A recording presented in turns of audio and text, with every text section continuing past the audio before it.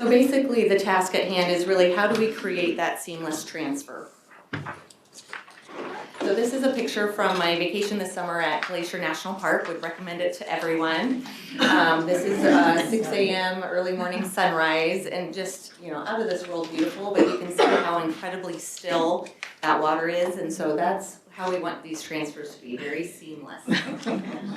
But oftentimes instead, this is my son Zach, we get this look from both the receiving and accepting facilities going, get this patient out of here, or what are they doing, or what do we need to do? So again, think of the glacier picture as we talk. So I wanted to start with just our process here at Bryan. I think it's pretty consistent with a lot of the tertiary care centers here in the area. But I'm not very tech savvy. Actually, there's probably arrows throughout everywhere else. But in terms of the key people here, obviously the referring facility. Here at Bryan, we pride ourselves on that one call and one phone number. And I know a lot of you are, quality providers there or nursing staff. But as I was talking to Dr. Burton, you guys are the frontline staff who are probably sitting next to the provider who's giving the call, who I'm asking the questions to, or perhaps you guys are the ones that are calling us for the transfers. So again, the referring facility is calling and talking to our operator. The operator then connects you to one of our providers in our hospitalist program or whoever that receiving physician is in that facility. Fortunately, here at Bryan, in the last year, we've added where the operator will connect both the hospitalist and the administrative manager at the same time on a conference call. So that's really helped us just, again, alleviate that transfer of knowledge, right? We're all hearing the same story. If there's questions that I have or there's questions that the house supervisor has, we can all get that answer at the same time. Our administrative managers are localized or are centralized here on campus. And they're able to see the bed board for both hospital or both campuses here at Bryan. So they're able to see the ER, they're able to see the OR schedule, they're able to see rooms that are potential discharges, rooms that are being cleaned, really to help facilitate and give the referring facility the best knowledge they can with regards to our bed availability. So again, the operator's connecting to myself or my team as well as the manager.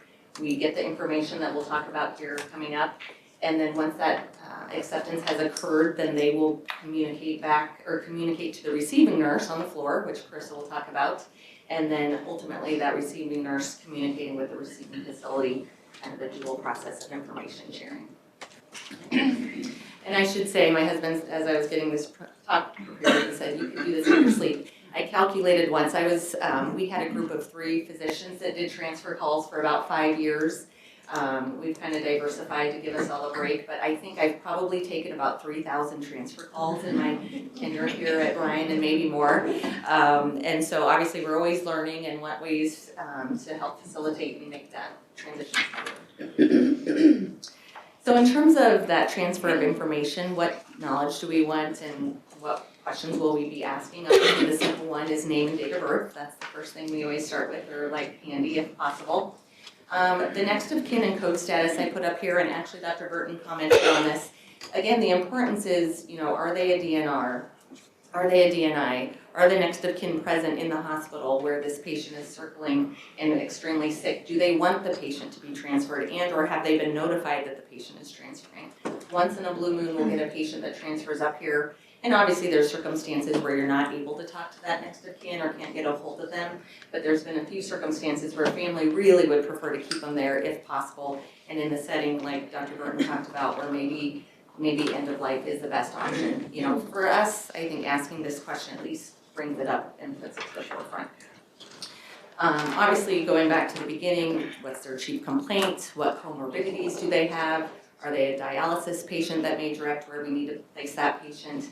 Are they a cardiac patient? Are they actively receiving chemotherapy? Are they on immunosuppression? Those are all the things that we need to know. Even in terms of body weight or BMI, sometimes I can help facilitate making sure that we have an appropriate bed or the appropriate size room when they transfer. Obviously, IV access is important just for us to know and have that knowledge. Is it an IO? Is it an IV? Is it a central line? And then obviously current information. What are their current vitals, mental status, oxygen needs, and kind of what's that trend been? They came on room air and now they're up to non-rebreathing. You know, what's that progression doing? What labs and imaging have been obtained, or perhaps what labs and imaging cannot be obtained here? I think for our providers, I'm obviously from a small town, so I get not everything is available there, but we have many providers that aren't aware that you can't get an ABG at some places, or you can't get a stat CT in the middle of the night, or different things like that. So again, it's that open line of communication of what has and has not been obtained. And then finally, discussion on that mode of transfer that Amy and Dan talked about. Specifically for sepsis, I think important things for us to know are, do we have a source identified for that infection? Is it known or not known? Is it a cellulitis? Do we suspect pneumonia? Are we suspecting an abdominal catastrophe? Is it ischemic valve? Different things like that, which will help guide us, again, placement and possibly what other subspecialists we may need to have on the case. Looking at any end organ damage. Are they in renal failure? Again, what's their mental status? What's their respiratory status? All of those, again, are gearing to us as the accepting facility. Placement mostly is what we're really looking for. Obviously, we would love to have an ABG and lactate if possible, again, helping us place patients. What cultures have been obtained. And for this, I think we were talking in our small group that we had before getting this ready. For me, a lot of times is, where are those cultures then sent to? Are they sent to LabCorp? Are they sent into your hospital? So that then a couple days down the road, how do I get that culture information? Most facilities are great at then sending it to us, but for me as a provider, it's looking to see, okay, is it an Epic, or is it getting faxed and now in my media tab? Different things like that. So if any of that knowledge is available at that time when we're talking, that's helpful to know. How much fluid has been given? Is that 30 cc's per kilo been given because they were hypotensive, or did we just give a liter because of XYZ, or their blood pressure's fine, we chose to only give that 1 liter like they talked about. And again, that IV access. So next steps, we've gathered all this information. The receiving facility has decided to accept and has picked an appropriate level of care, finds that bed. Again, for us, most septic patients will go to our progressive care or our ICU. Triggers for me to kind of hunt them to the ICU would be low blood pressure and any suspicion that they may need pressors, high oxygen needs, or any concern that they may need to be intubated. And certainly a high lactate. Those would all be things that would push me towards that ICU. On the contrary, if I know they're a do not resuscitate or do not intubate, our ICU is full, our progressive care here at Lincoln can handle BiPAP and different high levels of oxygen. So sometimes that's also the importance of knowing that code status when you call. So again, both receiving facility and accepting unit and nurse are notified. And then ultimately we need to confirm what that means of transfer is, ground or air. So final piece of my presentation is, what can we do while awaiting transfer? I know obviously, like Dan alluded to, in Nebraska weather, you're waiting for transport, or somebody's already on a run, you don't have 2 ambulance or transfer companies there. For us here, sometimes we're busy waiting for a bed to open, things like that. So we know that a lot of work is done there in the rural hospitals while you're awaiting transfer. Again, Dr. Burton talked a lot about this in terms of what can we do there. So I think the key thing I would, stress would be that frequent reassessment and vital signs. Every 15 minutes ideally. I know it's easy to go get distracted and move on to that next patient, but really important to keep an eye on that, because I just presented this the other day. Of course, they came in on room air, and then 30 minutes he's on 6 liters. So it's just that constant change, and it's a process where that body is fighting.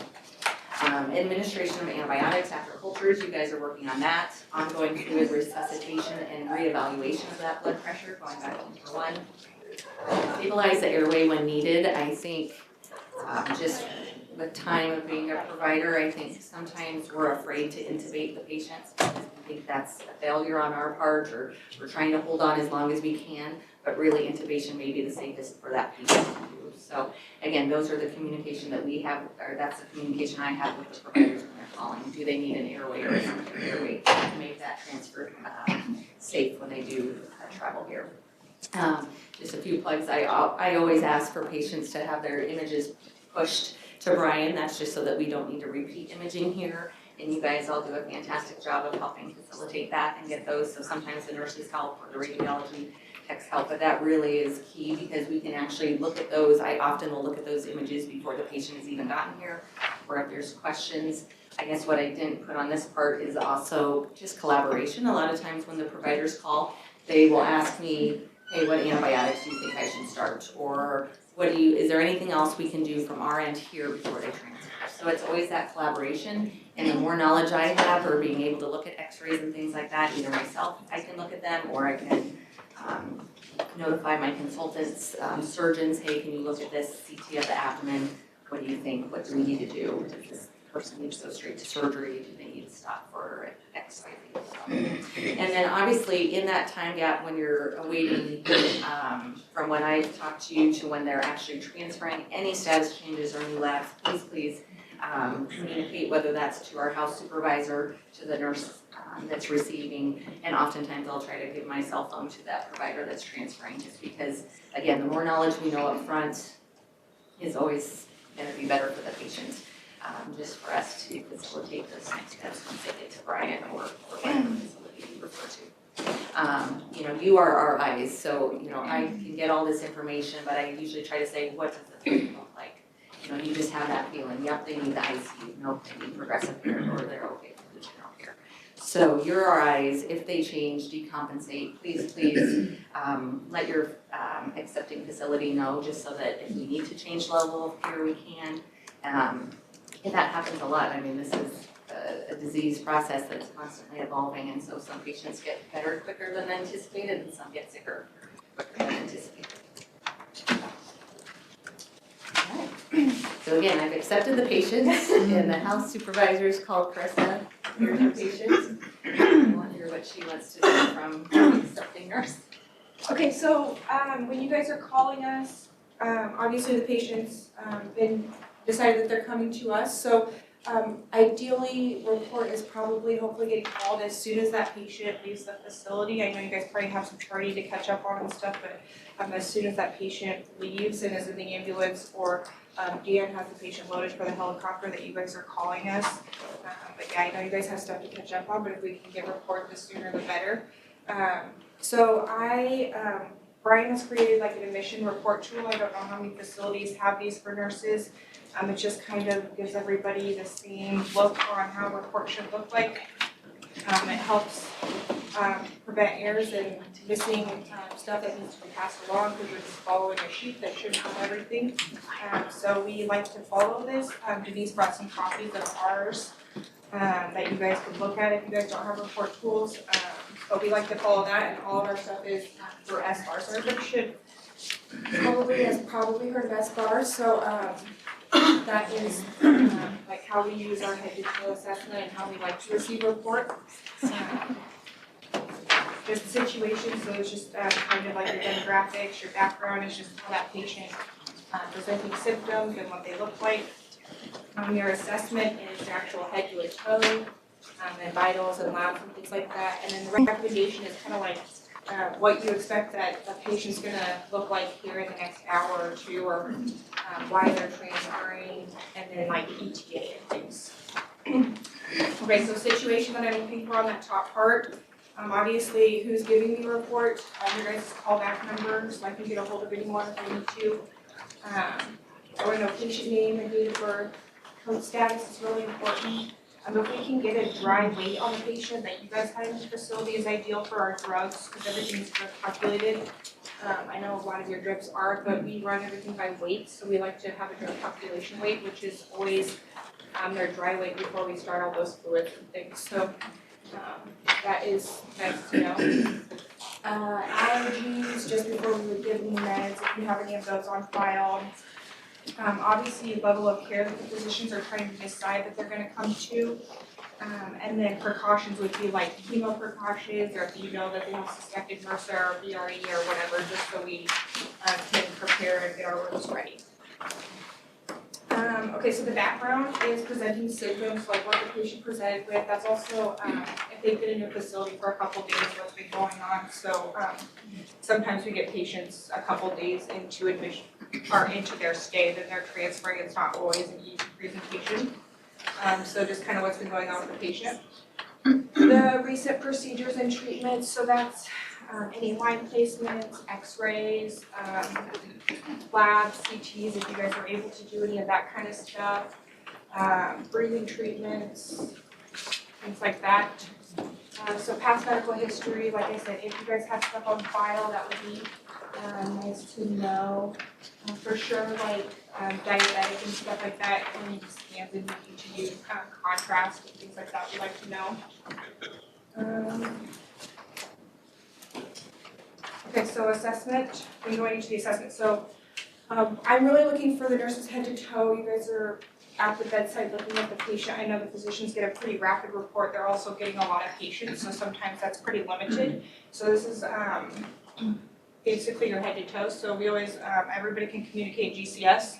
So I want to know their GCS from the minute they arrive to you and then what they look like before they leave. So I've tried to kind of track how fast they're either deteriorating or if that's improved, like if their confusion has gotten better with the liter bolus or whatnot. Oxygen needs, like I said, this is all comparison. So like I would like an O2 on arrival if they came in on room air, and then now that they're requiring BiPAP or they're intubated and their SATs are better. Vital signs, temperature, these are more just like septic guidelines, so we're looking for the lower temps and then fevers, heart rates, and also rhythm is a good baseline. Obviously if they're not sinus, so if they have an underlying AFib or if that would be new onset. Respiratory rate, and then our kind of go-to is just systolics less than 90. We do push maps for pressors, but systolics are okay to run your drips by. Okay, so assessment, some highlighted values for labs that we're, if you guys have on file, so white count, a lot of the white count should procal, just that bacterial load. We do run procals here, I know not everybody does. And then the lactate greater than 2, and then we like to know what time labs are drawn because we do repeat labs in, so our lactates will be repeated in 4 hours. The BUN and creatinine is nice to know just for, like I said, the contrast. We do a lot of scans and if we're trying to still identify source. So those are good to know if we need stat scans when they get here. Hemoglobin, just to know if their hypotension is related to that. Blood sugars, just for altermentation, just sometimes it could be a blood sugar problem underlying. And I'd always like to know potassium in case I have to intubate on arrival or something like that. Anesthesia always wants to know potassium. Also going through medications that you guys are giving before transfer, so I always want to know antibiotics that have been given, and then what time they were administered, and then your dosing, so that we can appropriately dose the second doses, or give different antibiotics. How many boluses you're on, and then really bolus, I want to know what time it was finished, not really admission time or administered time, so that I know if they've responded to the bolus yet, or if, yeah, so really if you're just when you started, that's not really super helpful. It'd be more if it was completed.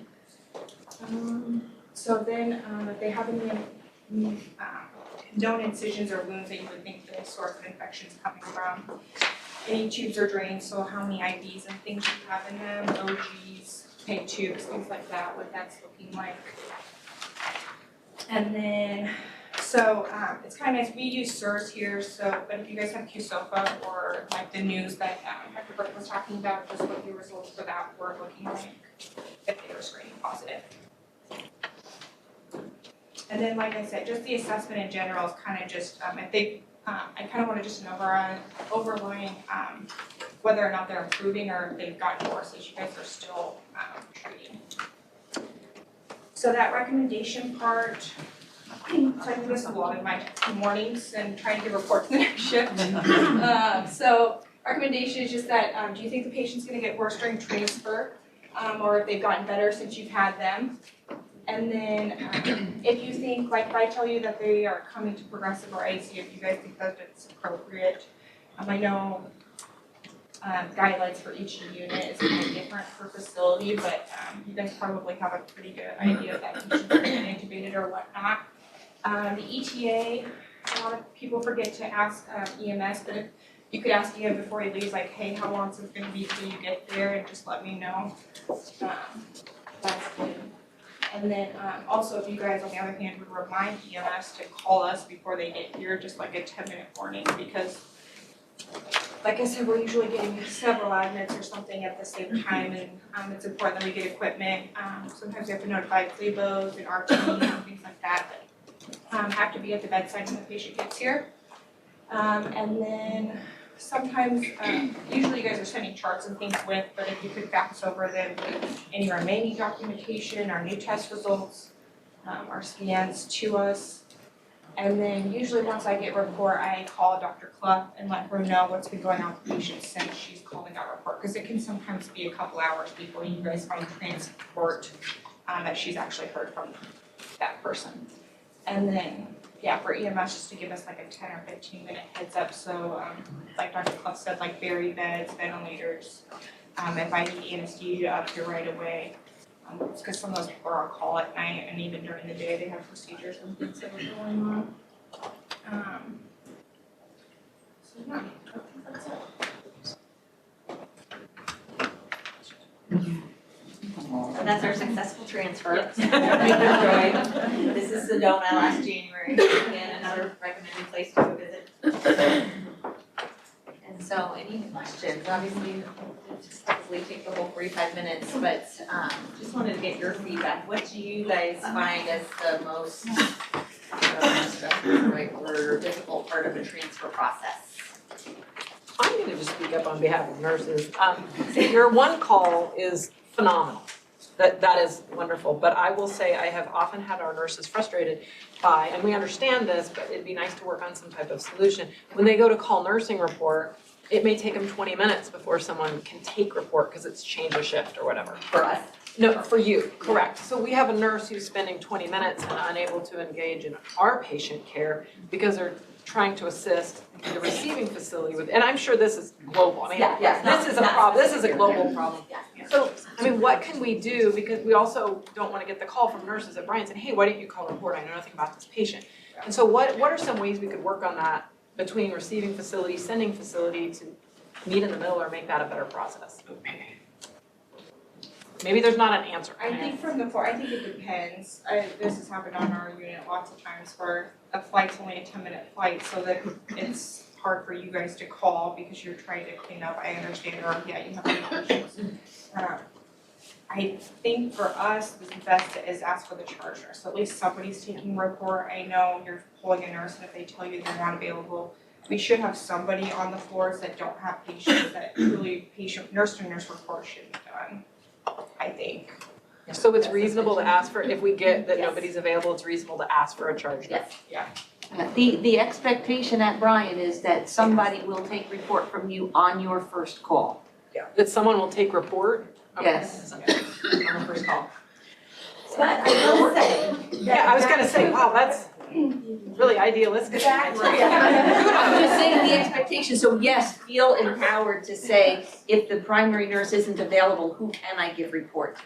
But I will say, the better information, the more comprehensive that information is on the front end, is gonna make sure that it gets to the right person. Right. Because the scenarios that probably result in some of that bouncing around and delays is when the patient's condition is different than what we thought it was. And now there's a different level of care or a different type of need, a different unit that's needed, a different staffing ratio, et cetera, et cetera. So, which, you know, I know things change, but the more comprehensive and accurate the information is, I would think, should allow us to be able to meet that expectation of. Well, we can't even get the nurse on the phone is what I'm saying, to give the information. For the very first one. For the very first one, the very first call. So charge nurse. Yeah, but that's good to know. That gives us a route. We'll try that. I mean, I recognize there's, you know, there's other issues. Only because I'm outside this. When when you find out that a patient's coming to you, who, do you call them or they call So you? depending, so usually like you guys have gotten a report, like the physicians and then bed control, it'll show up in our unit manager that we're getting a patient and our house supervisors will notify us and we have an ETA. So sometimes they'll say they're 2 hours out, well 2 hours passes, so then we're calling the facility and saying, hey, haven't heard anything yet, and the patient's still at the facility. Or it's vice versa, that we know that we think the patient's coming 45 minutes and they're already there because they decided to fly and they're not by ground and the patient's showing up and they're intubated and we had no idea. So I think it's both ways and I think it's just the communication barriers. But we should be able to report the hospital's been, I think every hospital's been busy, we've been busy with lots of admins at the same time and things, so. Somebody should be able to. We should hopefully at least. And, okay, so if charge nurses are busy, especially ICU staff patients, we have house supervisors in these to take reports, they would be very able to, like, we could call. So if charge nurses are saying no, like the house supervisors there that night, I guess, then could at least listen to a report for us and pass that along. So be respectfully persistent, is what you're suggesting. I need someone. Okay, Yeah. we'll work on that. Okay, so if we have Epic, do you really need all this information? I mean, it seems like, Sometimes that chart review though, like we can't see that, They all hear that everywhere. stuff right away, yes. It's not showing, and I have to dig. Like, that chart review isn't an active chart for me to look through, so everything is misplaced. Like your vital signs, your INOs, your lines and stuff, it doesn't look like when you're looking at Epic itself, like, cause the patient now has a new account for this my stay, not yours. Does that make sense? So if you go into chart review, have you guys ever tried to look at chart review for other states? It's very difficult to look up stuff, and especially when. Every day, we're in. that, we do that every day, I mean, so. Yeah, I think in the moment for us, like, it's busy enough that I need to listen for a report, like a head to toe report. Can you stand closer to the mic? We Oh, can't yeah, hear over sorry. here. So they were saying that, that like if you have Epic to Epic, even with Epic to Epic, transfers, they were wondering if they truly need all of this information. It's a different encounter, so it's really hard to look for that chart review for stuff to get a good picture of what's going on. So I think I do need a full nurse to nurse report. Yeah. Ideally, I mean, if they're truly ICU status and they have stuff going on, I need a report. And I will confirm on that, in order for, kind of like what Carissa is saying, in order for the information that you guys have entered to be part of our chart and our encounter, each individual item has to be reviewed and accepted into that encounter. So in order to kind of go through each of those individual pieces, it might be more efficient as well. It could be utilized as a reference, but in order to make it available for Carissa or then the pharmacy or that sort of thing, it still has to, each individual piece has to be quote unquote reconciled and accepted. Or stuff hasn't been charted yet. To be part of that documenting record. accurate form, so I don't miss. We are looking at some of that before you guys call, like if they're in Epic, we do pull up chart review, but like I said, if you haven't documented real life, some of that stuff's not available. Or if you guys have figured out a way, since you guys look at it more, Yeah. I mean, I think it goes both ways. If you guys have figured out a way that you guys can get information or into a report or into some sort of a dashboard or something that you guys have figured out, that would make it easier on our end as well, I think it kind of goes both ways. If there's something that you guys could provide us that would be more helpful too, I think that would be great. Okay, so when we were out at Kearney, this is my second sepsis one. They had a really, I'll call it down and dirty transfer sheet. And it just basically, I mean, it's kind of check boxes that you can do, like antibiotics, blood cultures, labs. And I mean, by all means, we're sending all this stuff too, but it's not, yeah, it's not this detailed. And not everything needs to be addressed, this is kind of a guideline, and it's gonna be specific to what the patient's there for. Like if they don't have past medical history, or it's really not pertinent to what's going on, that stuff, I don't need to know that they have gout and whatever else. If it's not really pertinent, we don't need to go through it. It's the really, if they're in kidney failure, if they're, have a huge heart history, that stuff is kind of important to know, especially if I switch fluids and pressors, things. So what I'm kind of hearing though is maybe we do need to evaluate our transfer form to see if there is a simpler way to communicate that information versus being too overwhelming. Because we also have what's called a checklist that's very specific to sepsis that looks very similar to what you're showing there, where it is a checkbox and then just fill in the time. It's much, more specific as well. Whereas that transfer form would probably, like you're saying, kind of cover any sort of transfer. Yeah. But I mean, I feel like I still need a report more than just a checklist or just antibiotics and maybe I still need what's going on in the patient, what do they look like, because I think your nursing judgment, when that patient leaves the door, that patient looks really sick when they don't, I think just hearing that and being able to describe that is helpful. One more check. No, I just wanted to speak up and say that I see you in Beatrice, that's where I work. And I think it depends on what they're used to and how you're used to talking. I've done a lot of calls up to you guys for transfers of patients on my floor and off the ICU.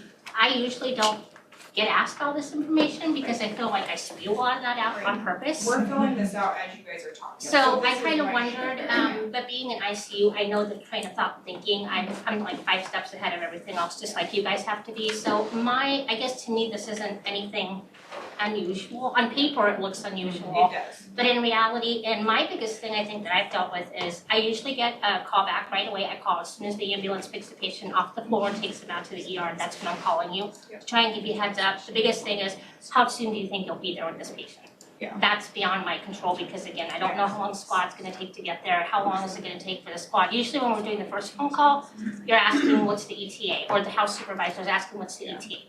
I don't know because I don't know when the ambulances are gonna be available, so. And then the only other thing I got in trouble for was we don't do weight-based levofed, so a nurse kind of panicked like, no. Our pharmacy calculates that, so just ask pharmacy to calculate, our But I nurse, we have a lot of new nurses. I would say for the most part, I've done a lot of transfers in my lifetime, I've found them to be fairly not, I haven't had too many issues. I feel like, again, I think it's just what your train of thought is and how you have learned to give report and you know things, you're spewing it out. I feel the more the better. You can negate out what you don't need in your brain and focusing on what you want to hear. So to me, it's been a good experience. Okay, so maybe before we take our afternoon break, we've kind of heard the whole sequence of cares here. So patients presenting into the ED, we're transporting them, we're receiving report, we're getting them settled on that inpatient unit. Any other questions or anything that kind of sticks out in your mind before we kind of do our break and then transition into the rest of the afternoon? I have just a question to generate a little bit of discussion as to screening tools. I mean, what kind of screening tools are you using? Are people using SIRS? Are you using the QSOFA? Are you using a combination of both that you kind of made a triage list for yourselves? Or what are people using? SIRS. People still using SIRS? Anybody using the QSOFA? Or anybody made adjustments to your SIRS to include the QSOFA, like you want a respiratory rate greater than 22 instead of greater than 20, or you throw in an altered mental status or other inflammatory markers or anything else? Yeah. Patients that I struggle with to make it fit SIRS criteria is they're on a beta blocker, so their heart rate's hardly ever gonna be above 90. You get a temperature when they first come in, or they've taken Motrin, Tylenol, or something at home, so you're not gonna get them to have a temperature. They're already on oxygen, so you don't get the hypoxia, and sometimes their respirations, they don't bump too much. So to meet SIRS criteria for some patients, even though they look sick, they're gonna fall out of the study. Yeah, Well, one of the things that we kind of work on, and I'm interested in what other people would think. So that everybody can hear you. I'm just interested in what other people would think of this, but because of the new definitions that came out and basically getting rid of, just a lot of questions with the SIRS for exactly the reasons that you're saying, is that we kind of say, if you think the patient's infected and they're showing you some organ dysfunction, we don't use SIRS to exclude the patient, we use SIRS to include the patient. So even if you can't make the SIRS criteria, but you've got an organ dysfunction that's new and you've got probably an infection, we would still say that would be a severe sepsis patient and we would still kind of, screen them in. What do other people do for the SIRS criteria issue? Same thing, and it works both ways, because sometimes you have somebody who's just an AFib and they're not, infected or septic, and they turn to the SIRS flag, so it's like just clinically you have to, so it's kind of the same thing. Yeah, keeping in mind that the criteria, in order to be significant for sepsis, have to be, new to the patient and not related to other things and stuff like that. So, the whole thing is you can never take the thinking out of the equation. Yes. So we were talking a little bit ago about, even if you're using the SIRS criteria on a lot of our patients, maybe they don't look that sick, and so the sepsis protocol isn't initiated. We're talking about identifying sepsis in the first place. Well, being around the block, I don't know, when I was a young nurse, you had to look really, really sick before a doctor would call you septic. So even though the SIRS criteria has come out and the Q stuff, we haven't changed any of ours, but even if they meet some of those criteria, they don't really look that sick still, well, they're not really septic. We'll just do this, this, and this. You know what I mean? So does anybody else fall into that, and how do we try and change that culture? Yes. We're a specialty surgical hospital, so we don't have an ICU, we don't have an ED. Our surgeons are the primary admitting physician. And so we've been open for 9 years, so I've been with the surgeons since we opened the hospital as part of that team that opened our hospital, and me trying to get they're used to being consultants, so now they're owning their own hospital, they're the primary care physician. So me doing that teaching with them to say, okay, you're the surgeon, but we have to look outside the surgeon arena, we have to look at the medical piece too. So if we don't admit patients with sepsis, but they can develop sepsis. So that's one of our biggest challenges. And we have internal medicine and family practice that they're the consultants that we consult with to manage the medical side of things. But we always call our surgeons first because they're the primary care physician. So what we run into is, they're meeting the SIRS criteria, we're thinking sepsis, or we're not sure, but this is kind of where we're going with it. And then I'm that nurse that people are calling from the quality and compliance department saying, okay, we've got this going on. Can you come help me call this physician? And then I'm sitting there, Jamie's the IP nurse, we're sitting there telling the nurse, here's what you need to be reporting off to the surgeon. And the surgeon's like, no, we don't need to do blood cultures, we don't need to. So it's just been really, Jamie she's our IT nurse, we've just sat here and have a conversation that in the last really 3 years, we've made a lot of headway of working with the surgeons in our medical executive committee. I go to that committee, so I'm constantly reporting out that, what we're doing and just saying, okay, we had a sepsis case. They probably had some sepsis when they came in, but it was unrecognized. We went ahead and took them to surgery, and then it was after surgery it started developing. And that here's the criteria, and these are the reasons why when the nurses are calling, we need to get the blood cultures. These are the things we need. They're afraid to start running the fluids in, like, we talked about, we don't want to put them in overload, but, so those are the things we've worked on. We rarely have a sepsis case, but we do have them, and it's just getting the resistance from the surgeons to order, or they meet the criteria to transfer, because we don't have an ICU, so we can't do drips. We really don't want to transfer our patients because we know how to manage spine patients. Well, at this point, they're not just a post-op, they're actually a critical care patient. Medical issues are going on. So it is a constant battle. I don't like to use the word battle in a negative connotation, but it does seem to be a battle. Then we call this, the surgeon will say, we'll call the primary care physician, so we'll call internal medicine. We really want to do whatever the surgeon says they want to do. So it's just so So we were just talking about, do we need to have some type of nurse-driven protocol to say, because we have sepsis orders, we have a sepsis protocol, but we're not getting, because with us not having it as, we're a hospital within a hospital, so our sister hospital has an ICU, so we can just transfer down the hall. But you would think that would be easy, but it's getting the orders, getting the physicians to recognize that we need that. And we don't want to use that 3-hour window because we don't do drips, so we need to really narrow that down. Can we get this done within an hour? So those are some of the things that we run into. Is anybody using a protocol, nurse-driven protocol? Yeah, you guys wanna tell us a little about it? Yeah, when the person, well, we use it in ER and we can use it on the floor, but we just, look at the patient, evaluate if they meet any of the criteria, and we include change in mental status that's new and the SIRS and all of that. And then we just order the labs that includes blood culture, urine, the CBC, the lactate and the procalcitonin, and before we even consult the doctor. And then call the doctor and tell them we've initiated the sepsis protocol. And at first when we got it, it was like so much that you almost thought maybe I better ask. But we don't ask any, I don't ask because then they might mess around and not get all of them and then they order them later. But yeah, I love it. Yeah. And then you got the results. Yeah, did you share that with the rest of us? The protocol? Yeah. We can't we?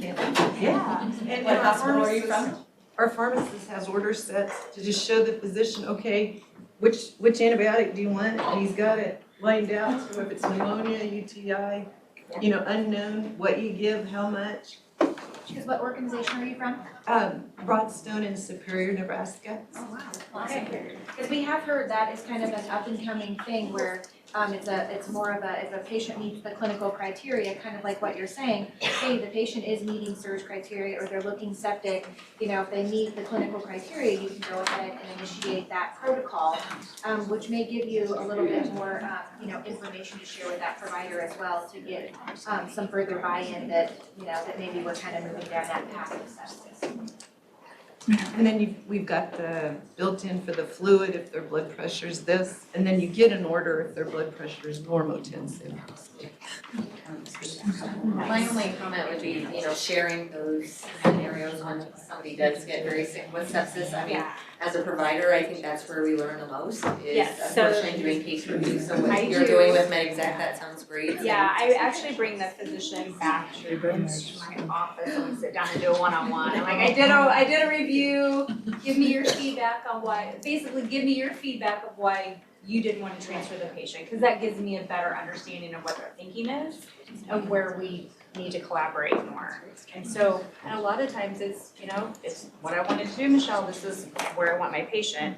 And the patient seemed to be stable, blah, blah, blah. And we've had a couple of cases over we've only had a couple of sepsis patients in the 9 years we've been open, but, the other surgeons were like, well, I don't know what the sepsis protocol is. These nurses are calling and asking for all this stuff, and, this patient, I don't want to run those fluids in like that. So it was just really a one-on-one communication with the surgeon privately, and then us getting together with the direction from the surgeons at MedExec to say, hey, we have a problem here. We're not recognizing signs and symptoms of sepsis, and when the nurses are calling you all for orders, these are the reasons why they're calling. So just better collaboration and better understanding. And we also did a hospital-wide, education, but we didn't just do that with the nurses. We did that with all of medical staff, not just with the surgeons. So, well, thank you for that. Yeah, and I think just from I a wanted to provider add one- standpoint, just would say,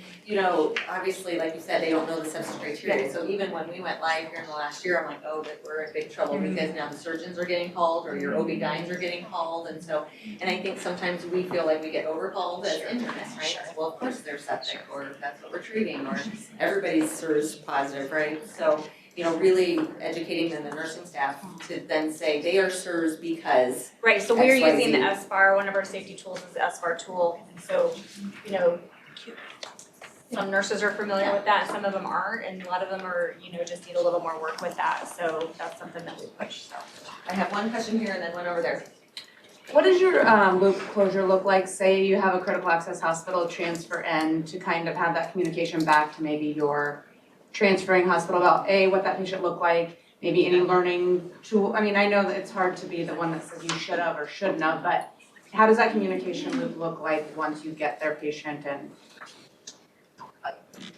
Good question, and I don't think we have a set protocol, but as I was developing this talk, that was something I read about. Do we close that loop to say, oh, this could have been better from our standpoint, this could have been better from your standpoint? So I think maybe all of you guys have some ideas on that feedback as well, or any I would, at some yeah, point, but- I would say we do it, but in a very inconsistent fashion, like, I'm the Director of Quality and Patient Safety, so if we do a review of a particular case and there is an opportunity that involves some of that handoff, then we might reach out.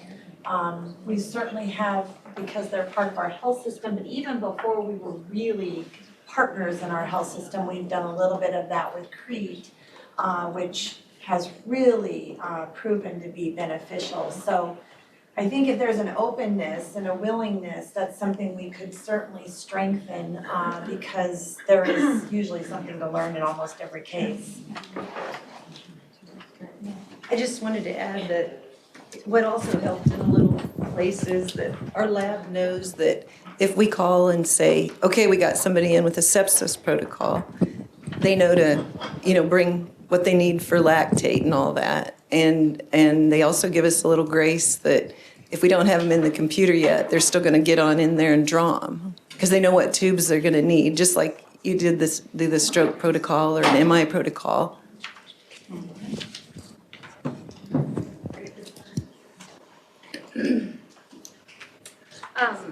So I'm almost graduated. I'm here as a student, but I've had my own personal with my son with sepsis, and this was a couple of years ago. Was treated here at Bryan on one occasion. 40 hours later, his whole right lung was full of fluid, so he was in septic shock. Was transferred immediately to Children's.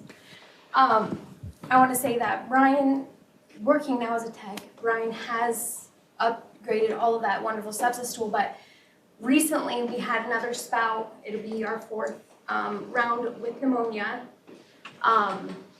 in the last 3 years. And so when I did come, it was kind of hard to get along where I felt as if I was looked at as a crazy mom. Even though I was like, look at the H&P, I do not accept, the whole thing. And so it was more of advocating for my son, but also from a nursing standpoint, like I know what's going on. And so I know I have judged a lot of that with other patients, but then I kind of look back at my own.